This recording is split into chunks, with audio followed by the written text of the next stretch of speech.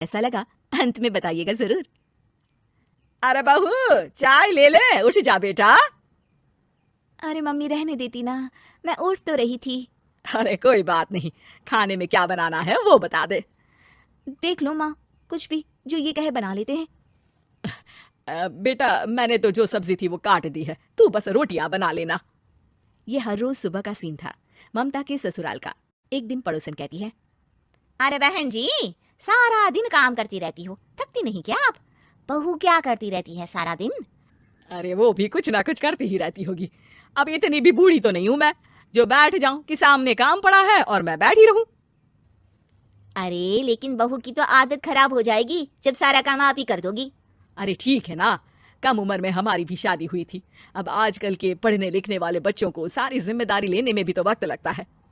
बहू है तो क्या हुआ, मेरी बेटी की उम्र की ही है ना।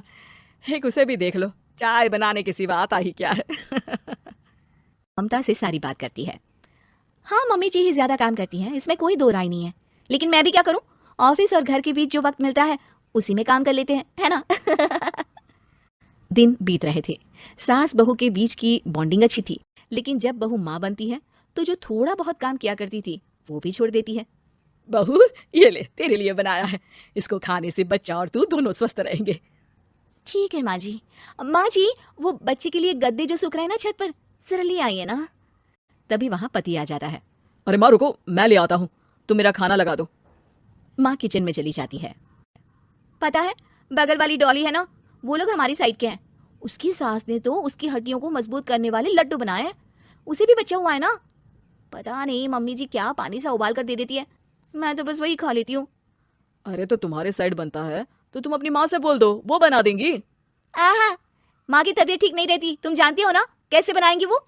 अरे क्या हो गया सासू माँ को, कल तक तो फेसबुक में किटी की फोटो डाल रही थी। अच्छा अच्छा चुप रहिए, डॉली की सास ने बनाया है, तुम लोगों का भी तो फर्ज बनता है। तभी वहां सास आ जाती है। ये ले बहू गर्म पानी की बोतल, गर्म पानी पीने से पेट अंदर हो जाएगा। नहीं नहीं माँ जी, गर्म पानी पीने से प्यास नहीं बुझती। अरे पी लेना बेटा, वो बगल वाली डॉली को तो जानती है ना, जो तुम लोगों के साइड की है। तेरे साथ ही उसका भी बच्चा हुआ था, बेचारे का कोई ख्याल रखने वाला नहीं। सारा काम करती है और रात में बस एक लड्डू खाकर सो जाती है। पेट तो लटक ही गया है और बच्चा तो कितना कमजोर सा है उसका। अच्छा माँ, क्या बात है, डॉली की ये हाल है। क्यों मैडम, क्या कहना है आपका? पता है मुझे, किसी के पास मेरी सास की तरह सास थोड़ी ना है। नहीं नहीं बेटा, ऐसा नहीं है, मेरे लिए तो तुम सभी मेरे बच्चे जैसे ही हो। ममता को समझ में नहीं आता कि वो सास में कैसे कोई बुराई निकाले, क्योंकि हर कोई उससे उसकी सास की तारीफ ही किया करता था। एक रोज ममता के घर उसकी ननद आती है। अरे भाभी, मुन्नी को तो 6 महीने हो गए, आप अभी भी बेड पर हो।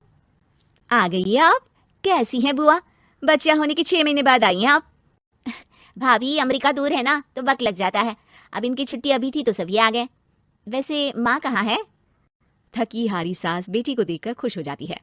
माँ, इस बार तेरा वीजा तैयार है, मेरे साथ चलने को तैयार रहना। हाँ हाँ बेटा, मैं तैयार हूँ। अरे ऐसे कैसे माँ, मैं कैसे मैनेज करूंगी? कैसे मतलब? जैसे मैंने किया अमेरिका में, आप इंडिया में कर लेना। वैसे आपका तो मायका भी पास ही में है ना।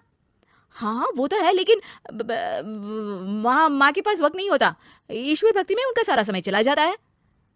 भाभी, बेटी परेशान हो तो माँ का ध्यान आरती में कैसे लग सकता है? समझ में ही नहीं आता। वैसे भी अब माँ को मैं अपने साथ ले जा रही हूँ, माँ को विदेश घूमने का शौक है ना। ममता मन मारकर चुप हो जाती है, लेकिन मन ही मन सोचती है कि वो कैसे सारा काम मैनेज करेगी।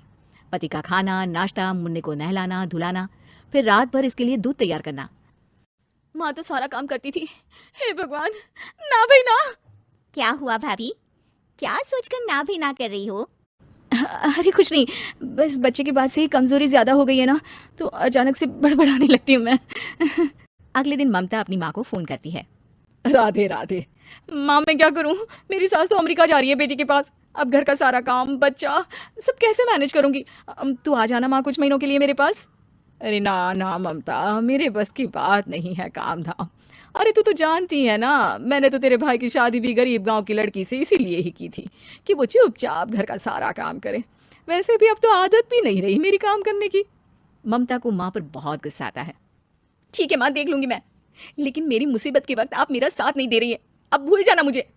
ममता गुस्से में आकर फोन रख देती है और रोने लगती है, लेकिन बेचारी करे भी तो क्या। अब सास और ननद दोनों घर का काम करते, नेहा आराम करती, लेकिन अब आराम में भी उसे चिंता रहती। और फिर वो दिन भी आ जाता है जब ननद का जाने का वक्त आ जाता है। भाभी मैं जा रही हूँ, अपना और मुन्ने का ख्याल रखना। ममता सास को देखती है और गले लगकर रोने लगती है। माँ जल्दी आ जाना। सास मुस्कुराकर कहती है, कहाँ से ममता, मैं कहीं नहीं जा रही। मैंने देखा कि मेरे जाने की बात से ही तू परेशान हो गई थी, इसीलिए मैंने अपना जाना कैंसिल कर दिया है। तू चिंता ना कर, मैं तेरे साथ ही रहूंगी। ममता को अपनी माँ की बात याद आती है कि कैसे उसके कहने पर भी ममता की परेशानी को समझने की बजाय उसने मना कर दिया, जबकि सास ने बिना कुछ कहे बहू की समस्या पढ़ ली।